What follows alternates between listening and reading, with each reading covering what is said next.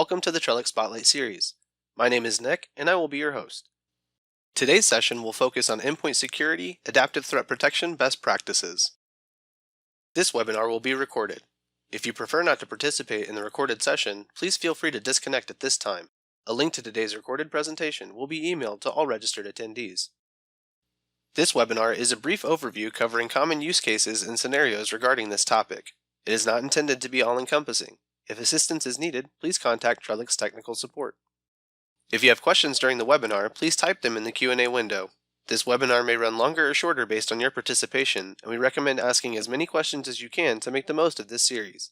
If the Q&A window is not displayed, click the tab at the bottom of your session window and click on the Q&A icon. We will answer the questions during the final section of this webinar. If you experience any audio issues during the webcast, please drop and attempt to reconnect.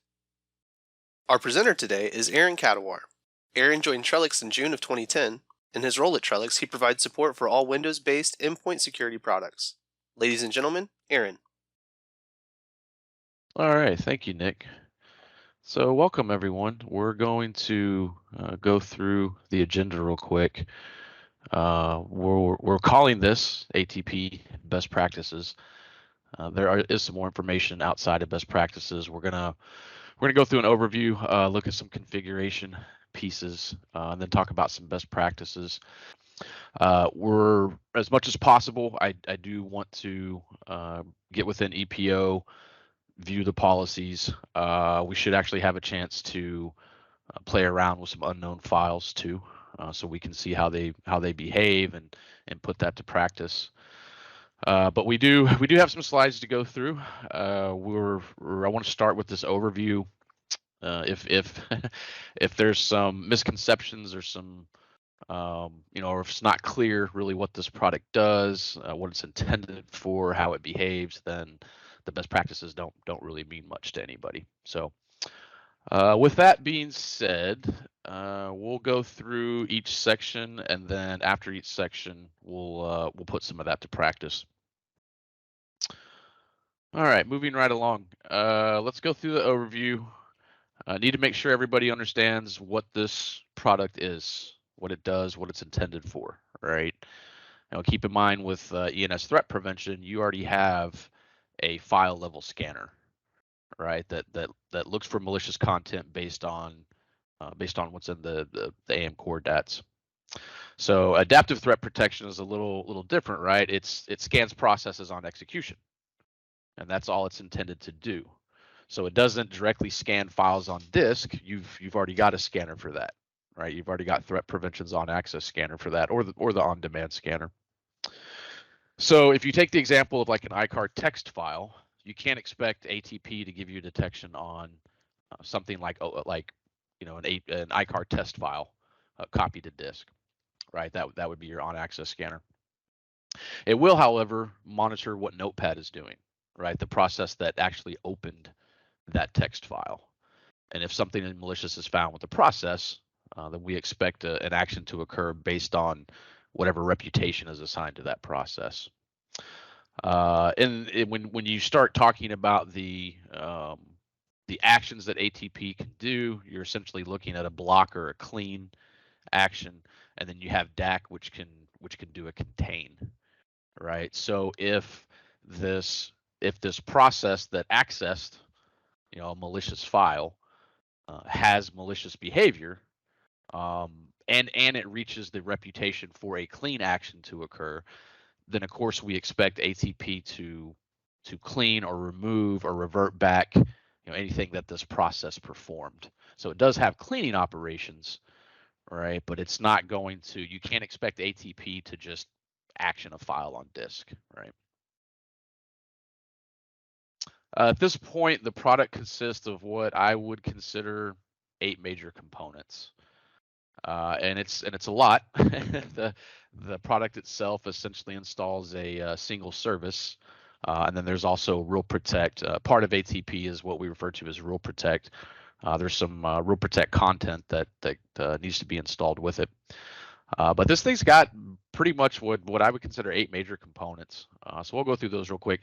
There's JCM. This is just think of it as a reputation store, right? There's many different sources for reputation. When those come down to the endpoint, we expect all of those reputation sources to provide input to the JCM cache, so that when a process is executed, first step, check the JCM cache. What do we already know about this, right? And then you move on to so that could be considered kind of the the front or the first level scanning, if you will. At that point, it goes into JTI. We commonly refer to those as TIE or ATP rules. JTI just stands for Joint Threat Intelligence. And I'll when we go into EPO, I'll show you a representation of that JTI rule stack. It's actually in EPO in the server settings. Then we come into Rule Protect Static. This is there's the Rule Protect piece of ATP. I think earlier on when this product was released, there was some confusion on calling it ATP versus Rule Protect. Rule Protect is a piece of ATP, right? There's the Rule Protect Static and the Rule Protect Dynamic scanners. The dynamic scanner is the cloud-based scanner. So we'll, in working with support or speaking with people about this product, you might hear Rule Protect Static, also referred to as Rule Protect Client. That's fine. Two names for the same engine and content. And then Rule Protect Dynamic, you could also hear it be referred to as Rule Protect Behavioral or Rule Protect Cloud. Three names for the same component. And then we have a DAC piece, that's dynamic application containment. That's your containing piece, depending on the reputation of the process and what the configuration of the product is set to, will allow the process to run in a container to further evaluate the behavior of the process. I will say that ATP is not solely meant to be a DAC container, right? It's the idea behind the product isn't simply to set DAC to contain all unknown software in the environment, right? You will run into legitimate business applications being contained, but we should talk a little bit more about that a little bit later in the presentation.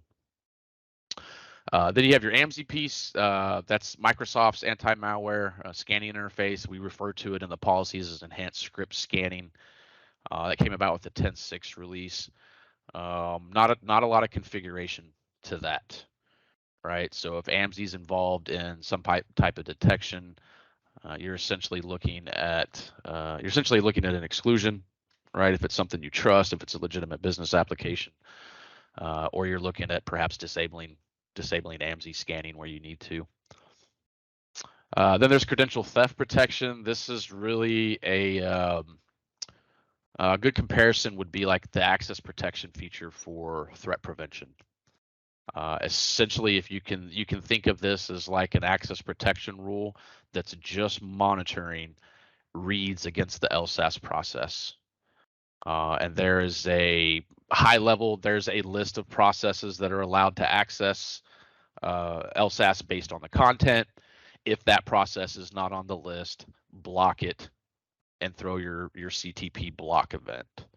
There's really nothing too magical about that piece. It's just preventing reads to the LSAS process. And then the last piece would be what we call the enhanced remediation engine. We also refer to it as the deep remediation engine. And this is essentially your cleaning piece.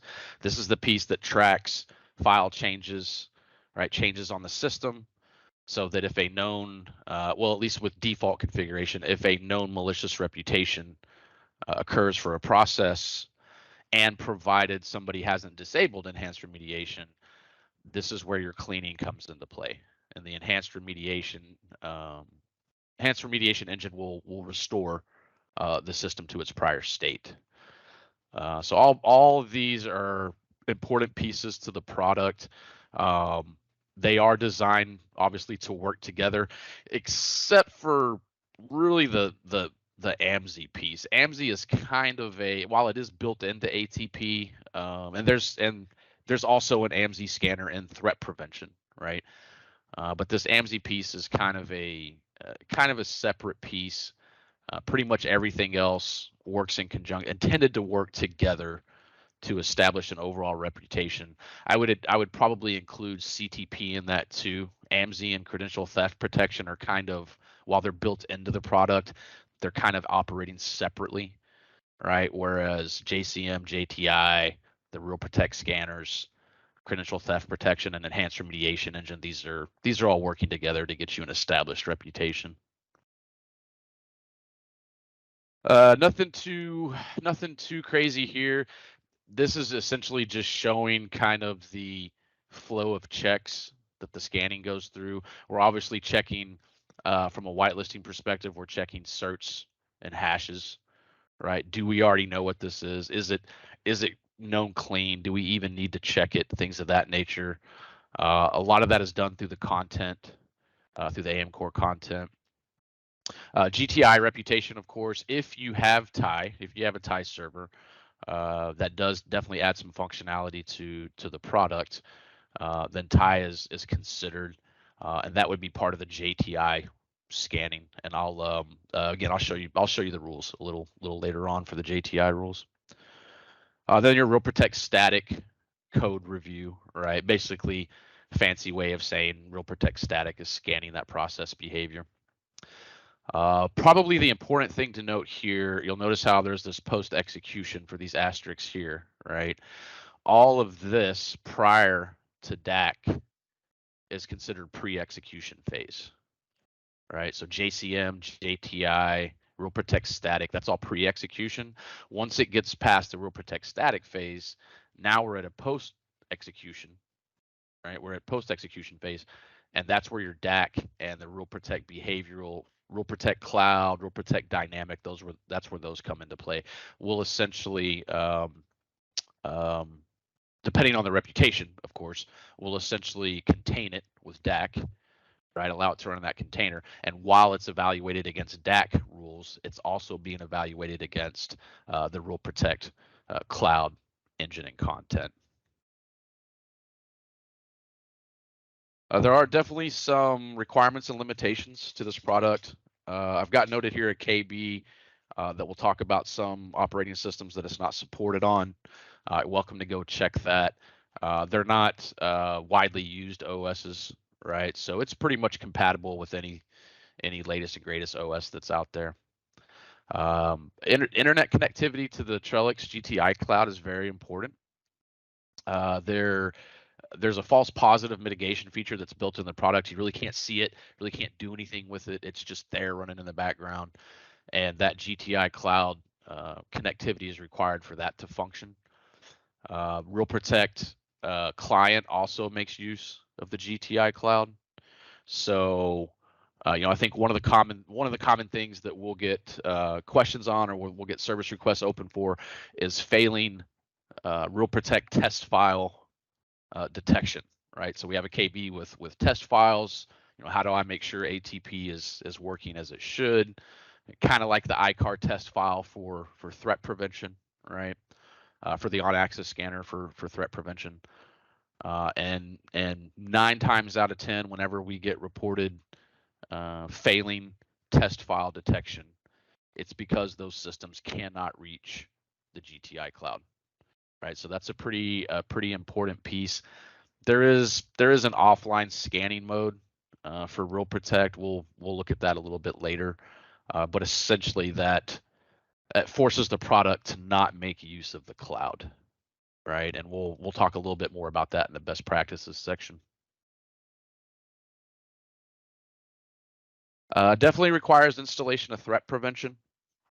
This kind of sits on top of threat prevention as a complementary scanner, right? Like I was saying earlier, you've already got threat prevention for disk activity, file activity on disk. This requires threat prevention to make use of certain pieces and to know when it's supposed to scan these processes on execute, right? It cannot. I want to state this. This is something that we should have another piece on this in the best practices, but it's worth mentioning here. You can't configure ATP to delete or take an action against any process you want, right? There are certain processes that have a trusted by Trellix, we'll say, right? A known trusted to us certificate. And as part of the trust built into the AM core content, those files cannot have a reputation overridden, right? So even if you have tie connectivity and you have the metadata for that file in tie, you can't go in and simply set it to no malicious and expect ATP to nuke it off of the machines, right? There's not a defined list for those. We don't share that for obvious reasons, right? But I will take y'all through a little bit later on in the presentation. I'm going to show y'all a very easy way to run an unknown application, something that's completely unique. And if you have tie connectivity, it's very easy to run that and see it get submitted to the tie reputations page and then change reputation for it within tie. It can't, the next statement here, the ATP cannot block or clean any file added to the tie reputations page kind of goes along with that. What I'm really referring to there is that there's been a lot of scenarios where service requests are open, and and the problem statement is usually something like, I'm trying to set this reputation in tie and it's not being honored by the endpoint, right? It's not being honored by the product on the endpoint. I'm not getting detection on it. It's broken. It's not working, right? And we start digging into it, and what we find is that the files that were added to the tie reputations page, they're not PE files. They're not portable executables. So you can't take something like a batch file, right, or a PDF, right, or a text file, add it to the tie reputations page, change reputation on it, and then expect ATP on the endpoint to start nuking those off of all the machines in the environment. Doesn't work that way, right? And I think that's the piece that we've got to make sure that we're clear on. ATP, you can, for tie reputations, and this is separate from ATP functionality, you can import whatever list of files and metadata for those files that you want into the tie reputations page, right? It could be text files, PDFs, batch file, whatever you want, right? The product, though, ATP is a product. It only scans portable executables, right? So, of course, most common EXEs, DLLs, right? Scans processes on execution.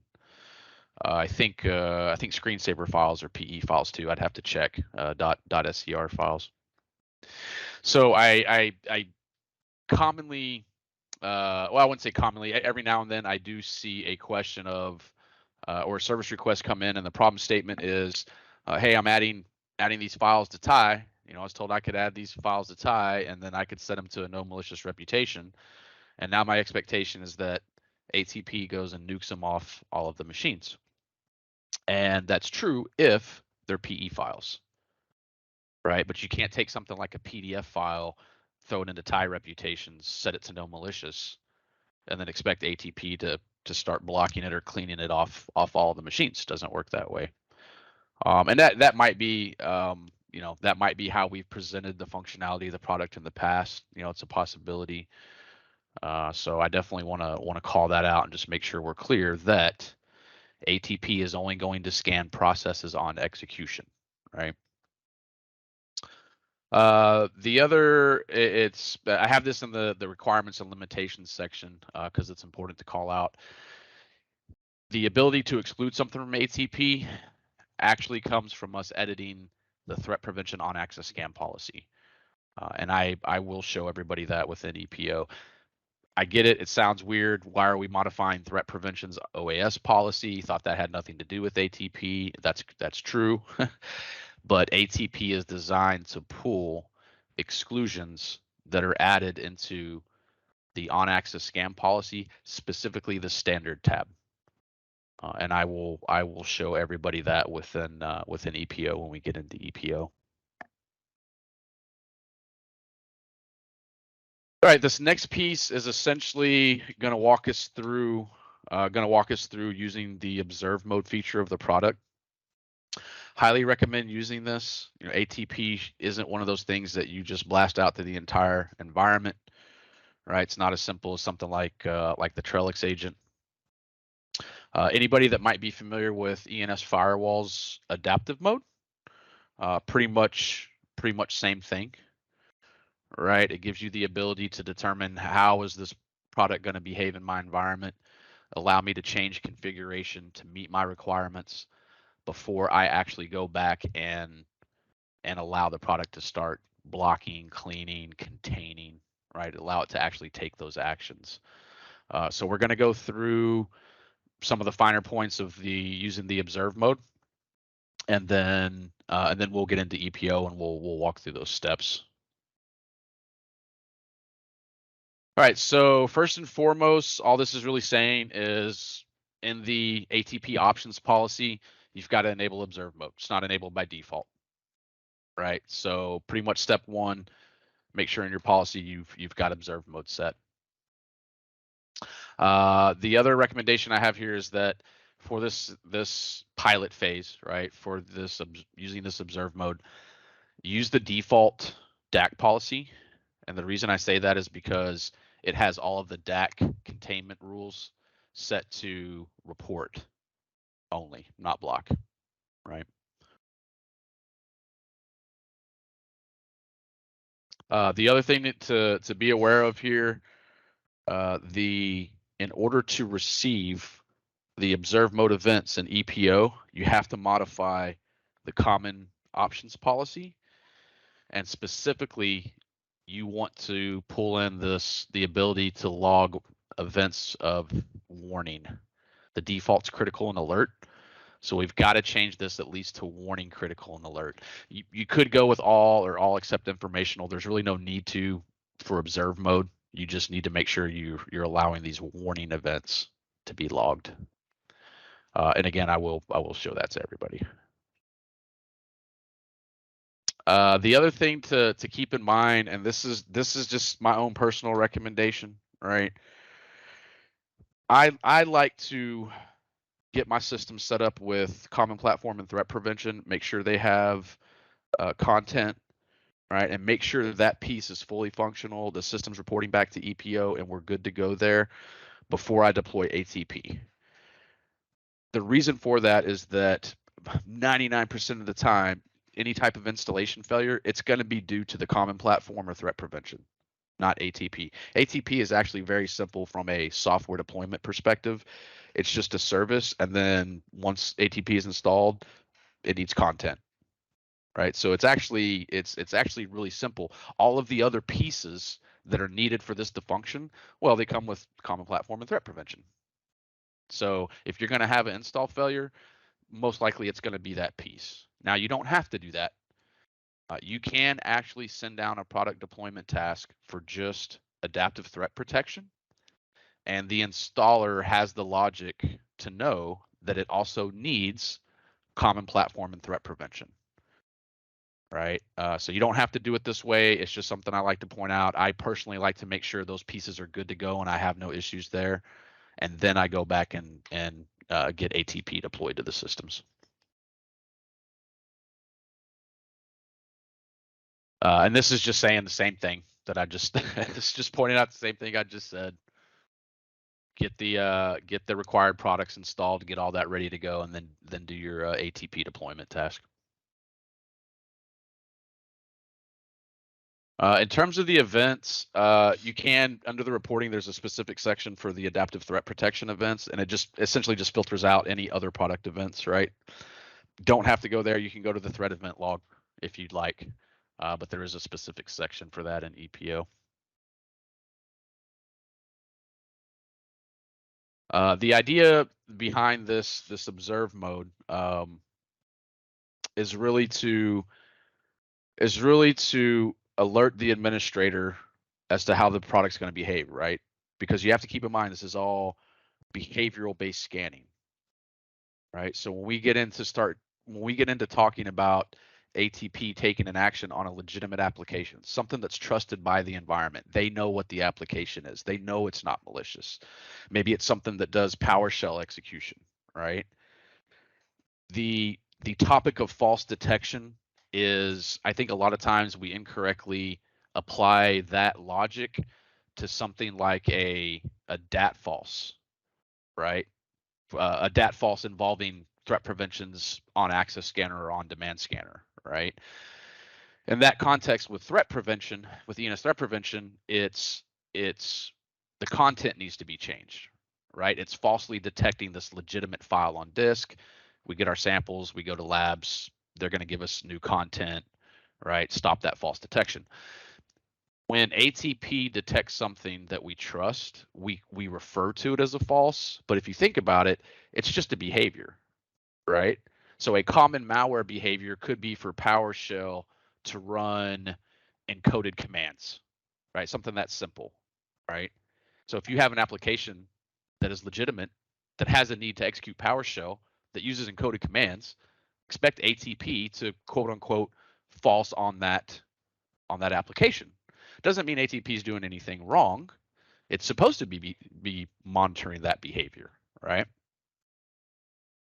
So the idea behind this observe mode is start giving me events that I can look at and see which ones of my applications are legitimate that it could be falsing on, right? And I'm going to go ahead and make my configuration changes so that we can avoid that whenever we take the product out of observe mode, right?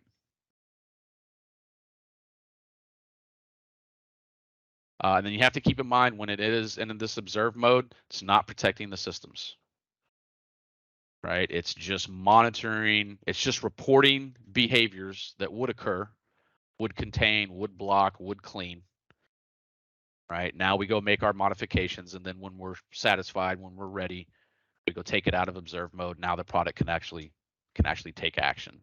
So observe mode isn't something you want to set across your entire environment if you've already got the product deployed out to the entire environment, right?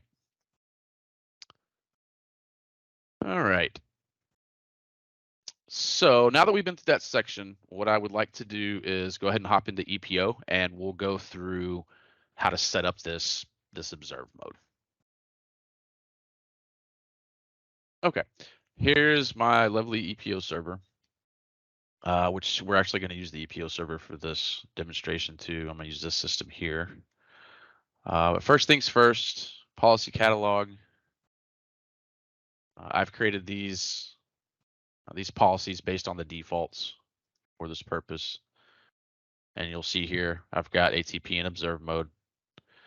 The other thing I'm going to do, and yes, I understand earlier that I mentioned that setting DAC to contain an unknown is not a best practice, and it's not, right? It can interrupt legitimate applications frequently. That being said, I understand why it's a more stringent security posture. So if that's the desire, then just know that as part of this pilot phase, you're likely to get a fair amount of containment events or would contain events. I'm going to set mine to unknown to save some time, just to make it, just to make sure that we're actually taking an action against this unknown application that we're going to use to test this. So I'm going to set mine to unknown here. The other thing, like I was saying earlier, make sure you're going into the common options policy.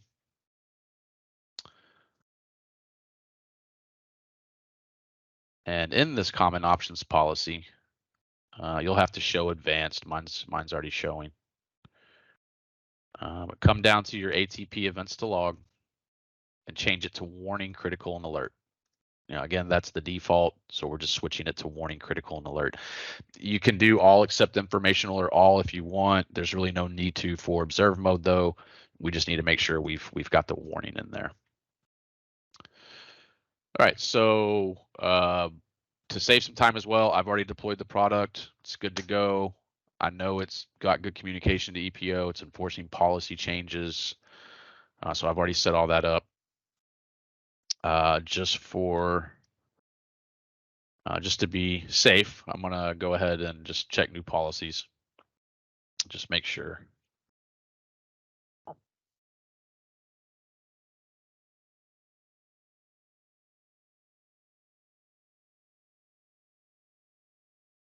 I do see, I think most of us are in a habit of doing collect and send events, check, enforce, which is fine, not going to hurt anything, but it should just be enough to do check new policies.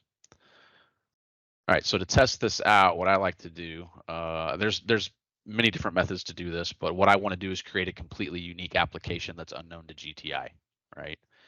And so if you have 7-zip on the machine, you can create what's called a SFX archive. Pretty easy to do. Get you a new text document created. We'll just name this ATP webinar. Make sure you put some content in the file, right? You don't want it to be a 0 KB file.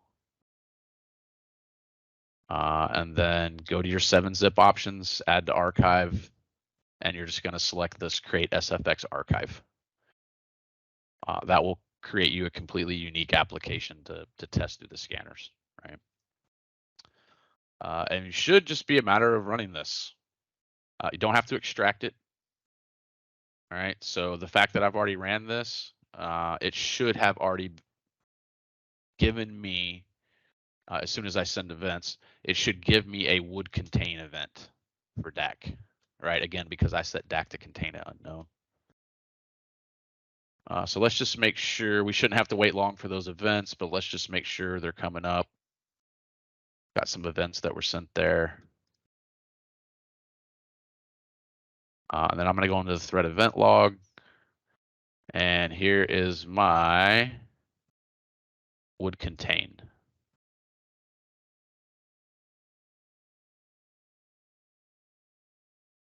All right, so with DAC containment events, generally my advice is just stick to the event. I wouldn't worry about the log. The event actually gives you more information than the DAC activity log. I'm not typically going into the debug log either. Just use the event. It gives you everything you need to know. All right, all the system information, the process, right, the target file, which is the same here for this example. But what you'll notice here is ATP would contain. All right, and that lets you know anytime you see would contain or would block or would clean, you should immediately be thinking, oh, that system, ATP on that system is in observe mode. That's the only way that you're going to get an event that said would in front of the action, right? So it's here, gives me all the information I need to know about this application. If I trust this application, right, then what I would want to do is exclude this from DAC containment before I take ATP out of observe mode. How do I do that? Pretty easy to do. And this is actually separate from an ATP exclusion, which I promised to show everybody. I'm about to. But for a DAC exclusion, you're going to come into the ATP policies under DAC. The one I have assigned to the system is this ATP webinar policy. Show advanced, add your exclusion. Give it whatever name you want. Exclude ATP webinar. This is just the name of the exclusion, right? And then it's enough if you just put the file name. You can do that. You're welcome to path out to it as well if you really want to, right? You can put the full path. And then you have these other options here, MD5 hash signer. The more you add, the more parameters have to match exactly to honor the exclusion, right? But it's actually really easy. You just add, at its basic form, you just add the application name here, and you're done, right? And now for this system, right, when this process is executed, if the reputation is unknown, DAC will not contain this application, right? Now, if you have TIE, feel free to go into TIE and change the reputation. To show y'all what that looks like, I do have TIE set up. I will come into my TIE reputations, if I can find it here, right here.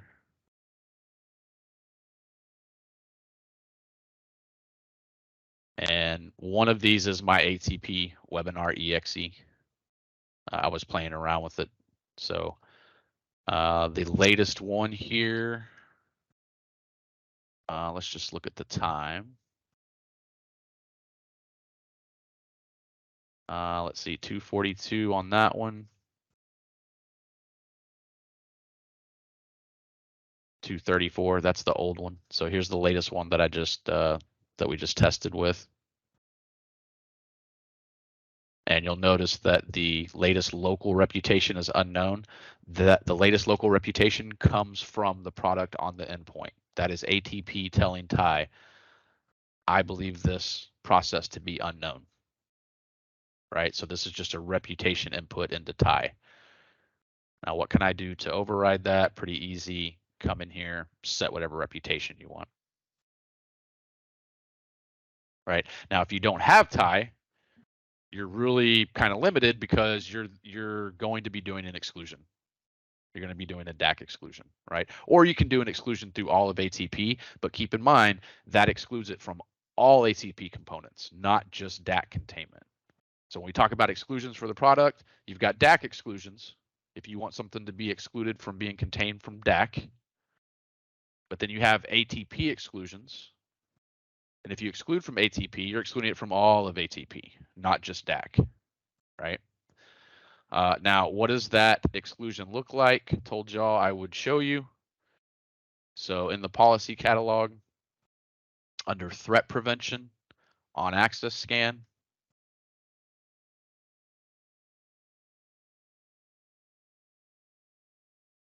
it's just like adding a file exclusion. You can do a folder exclusion too, to threat prevention's on access scanner, specifically under the standard tab. Doesn't matter if you're using the high risk and low risk, none of that applies. ATP only looks for file and folder exclusions added to this policy under this tab. So you're going to add it here. And again, you can do a simple file exclusion ATP webinar. If I can type today. Right. If you wanted to do the path, feel free to do the path, C : whatever path, right? Doesn't matter. You can do the path to the process, a little bit more secure in the exclusion. You can also do folder exclusions if you want, right? If you were to do something like, well, we know this is on the desktop. So if I did something like that desktop / to denote a folder exclusion, then any PE files executed from that directory will be excluded from ATP scanning. So be careful with that, right? Be careful with your folder exclusions. I would say for the most part, most folks are probably going to want to put the path to the actual process they want to exclude. And again, I can't say this enough. Make sure you understand that this is going to exclude it from all of ATP scanning, not just DAC containment. But it will also exclude it from DAC containment, right?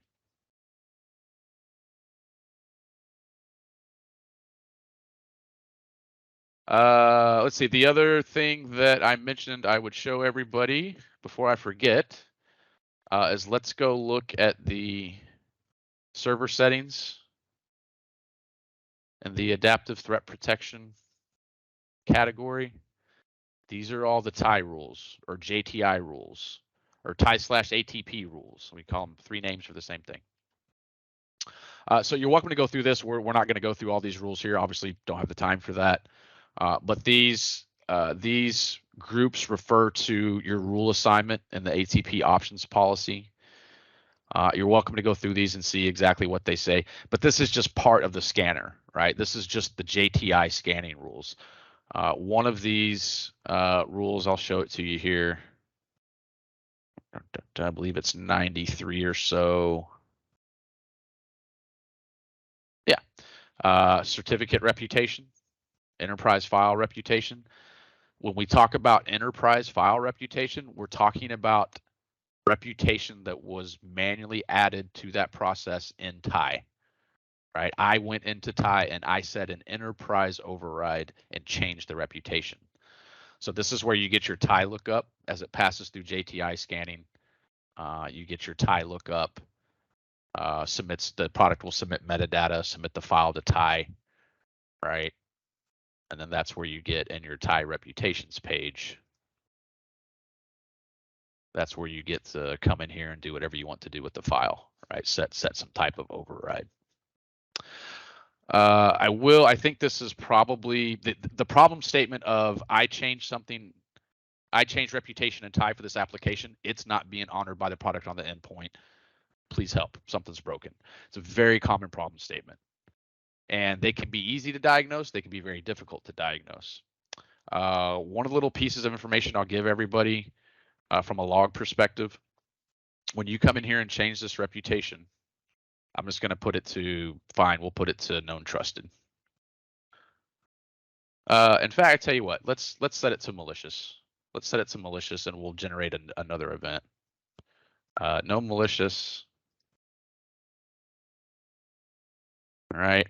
Now, if that application is still running on the machine, you should see within a couple seconds, you should see a detection occur, an ATP detection occur. Right. If it's not still running, you'd have to launch it again. So I'll launch it here in a second. But what I would like to show to everybody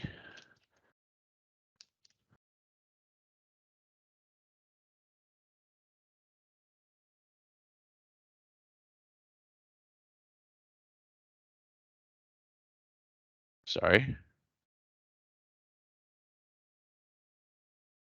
The ATP activity log is very useful. You can get a lot of information from this, even without debug logging enabled.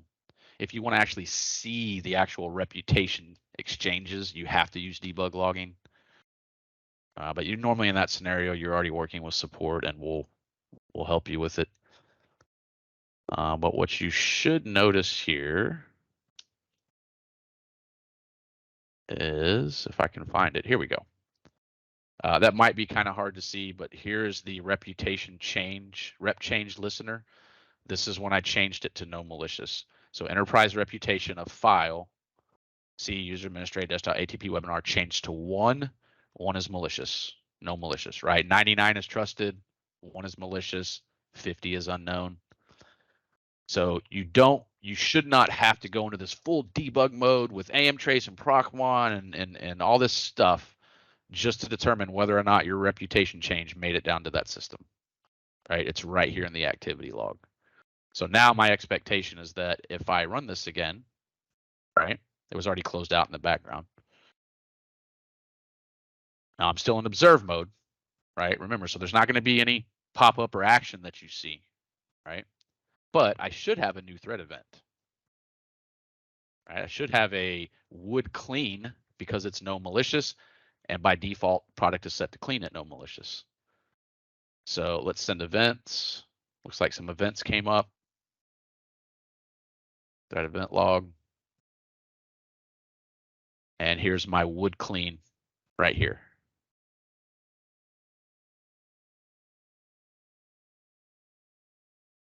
All right, tells me the source process name that executed it, the target. Would clean. So just from seeing this, I know this system, ATP on this system is in observe mode, right? And now I have some decisions to make. What do I want to exclude this? Right? Or do I want to go into tie if I have tie connectivity and change the reputation, do some type of enterprise override? Like I was saying earlier, if you would like to engage us for a potential false positive escalation, we have that ability. We'll be more than happy to send it to the content team. Just know that it's not often that they actually make a change to the content, right? Because again, this is all behavior based, right? If my behavior is never to answer my door, it doesn't matter if I trust the person knocking at my door, I'm not going to answer the door. I have to make an exception to change my behavior, right?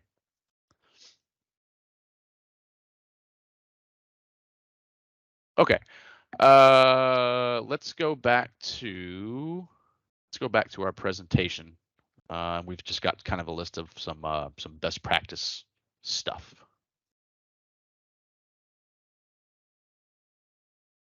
All right, for this section, it's essentially a list of some of these best practices. A lot of this we've already talked about, but we'll go through them real quick.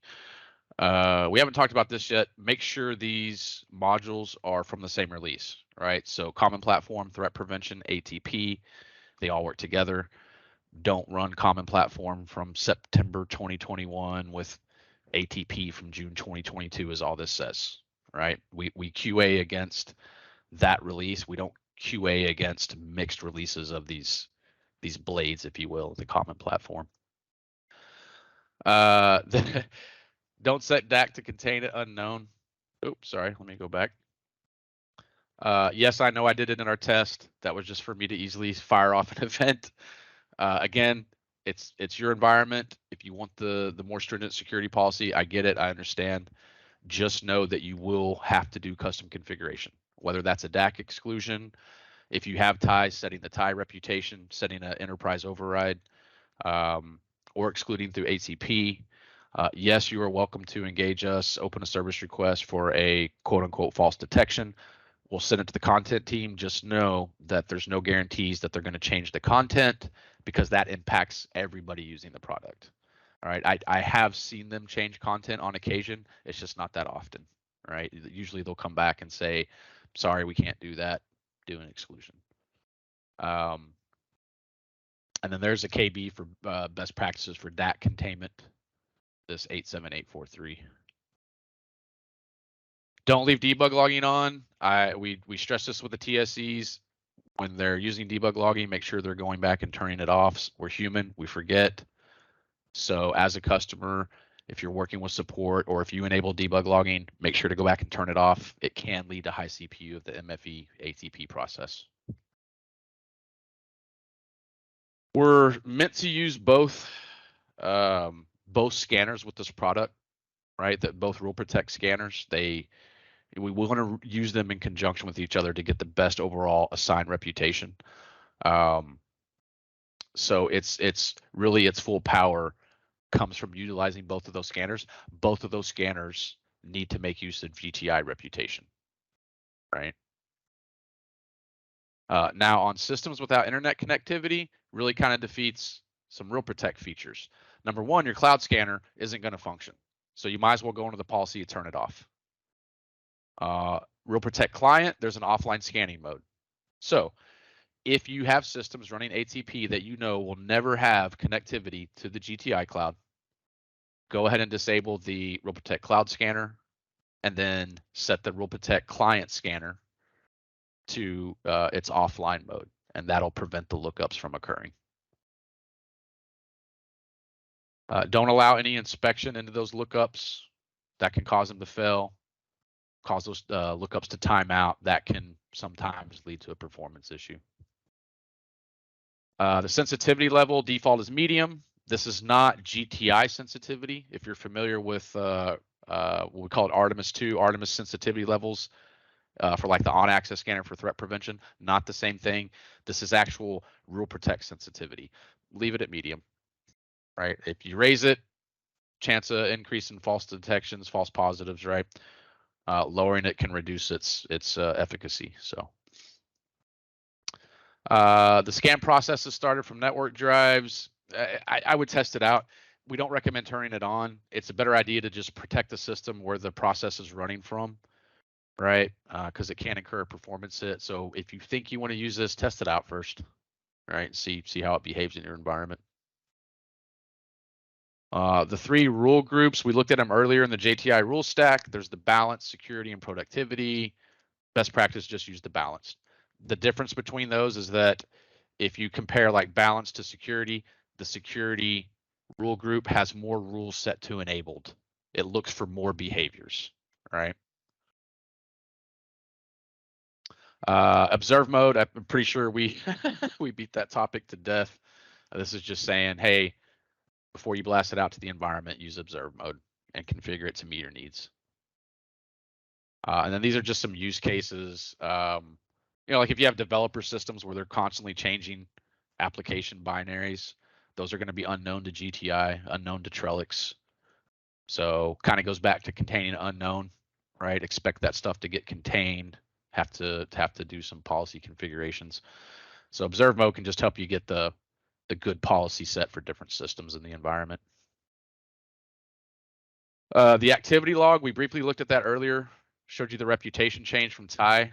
I spend most of my time here, honestly. I think we did a pretty good job about logging what is happening in this activity log. There's only a handful of scenarios where I might request debug logging.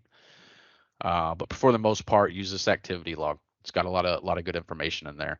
Even exclusions, right? If the product is properly honoring an exclusion, it'll be listed in the activity log. And then just stay up to date. I get it. I know every support TSE you talk to says update the product, update the product. Hey, you're a patch behind, update. There's lots of reasons for that. We don't necessarily always voice those clearly. But it's just to avoid issues we've already fixed in the past, right? That kind of goes along with these additional resources. These are just product guide, install guide, some references to this documentation. One of the things I wanted to point out, this known issues article, there's a human factor here. Somebody has to go update this article, right? What I usually recommend, I like the release notes, right? So if I'm, say, two versions behind and I have an issue I think is related to the product, I like to go see what we fixed in those next two versions.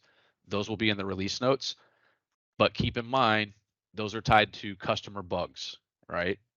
Anything we find internally, we do not put in the release notes. So that's one of the reasons why a support TSE might say, hey, I see you're behind. Can you try, as a test, can you update the product to see if the issue continues? Because we'd like to troubleshoot the last version, right? And there are things we fix that are not documented in those release notes. So just keep that in mind. This is just the KB about the SSL inspection. This is one on resetting the JCM cache. Really, and I've worked some issues related to this. If you're in a scenario where you're finding that in order to solve something or enforce a reputation change of that nature, and you're constantly having to reset the JCM cache, open a case with us. That's not there. There is a time to live for the cache, right? But you shouldn't have to constantly go in and reset the JCM cache. There are some scenarios where you have to do that, but it shouldn't be a constant thing, and it shouldn't be considered a fix in any way, right? And that's all I have today, folks. Really appreciate everybody joining, and I will go ahead and hand it over to Nick because I believe we have a QA session. Thanks, Aaron. As a reminder for everyone, Trellix Education Services offers exceptional training to go along with our award-winning products. If you would like to learn more, please visit the website listed on the screen to see all of our offerings. Now let's get our Q&A session started. I see we have several questions, but it's not too late to add your question. Please type it in the Q&A window to submit. Additionally, take a moment to fill out the survey. Your feedback and suggestions are always appreciated. When changing a reputation within TIE, is that reputation sent down to all endpoints using ATP? No. I think that's the one of the things that we probably haven't done a good job about presenting when it comes to integration with ATP and TIE.